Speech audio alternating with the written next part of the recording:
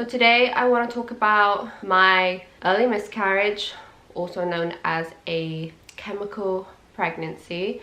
I'm gonna go through basically what happened day by day in case someone out there like me needs to hear it from somebody else and feel connected with someone, because when I was going through it, I couldn't find that.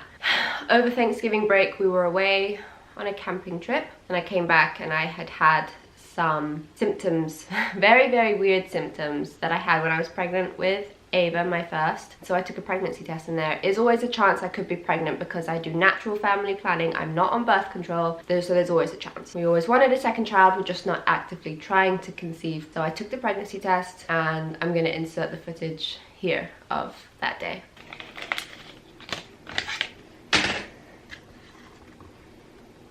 I am pretty sure there is a very faint line. There's definitely a line there.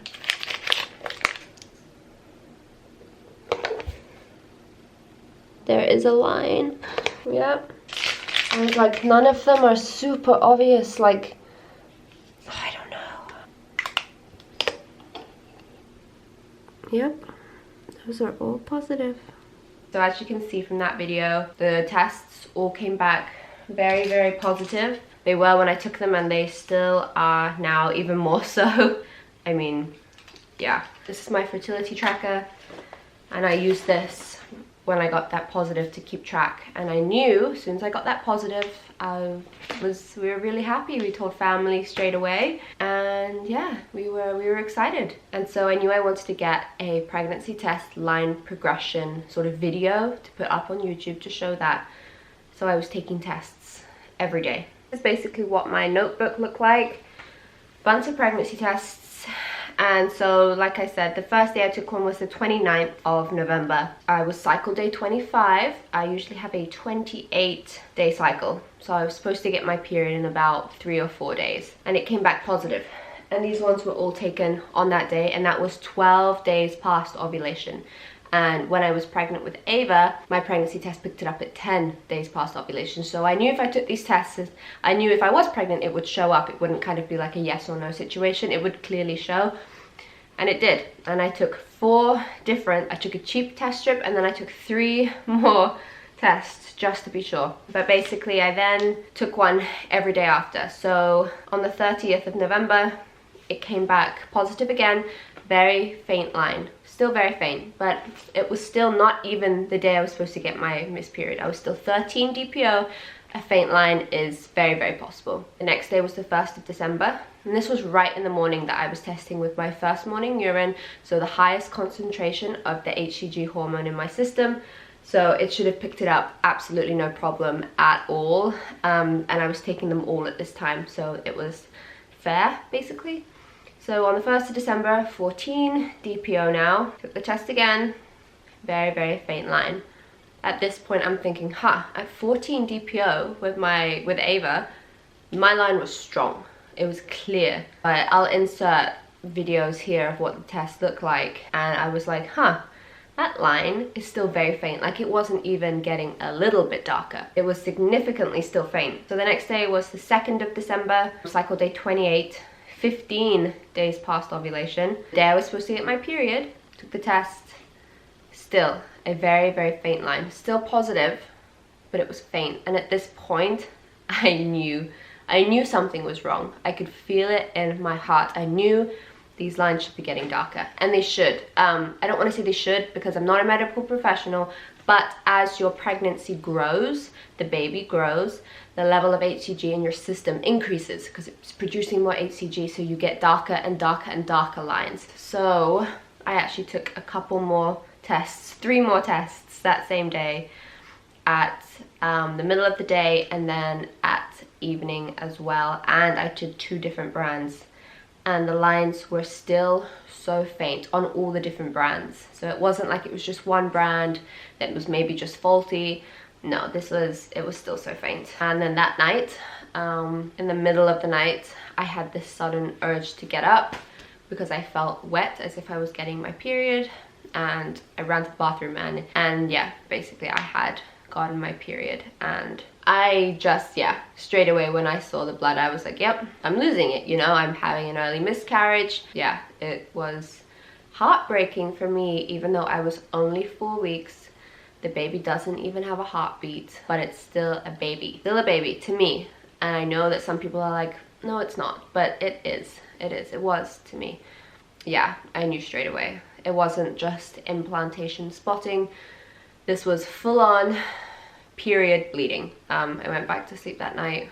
The next day, took a test again just to see, and the line was still there.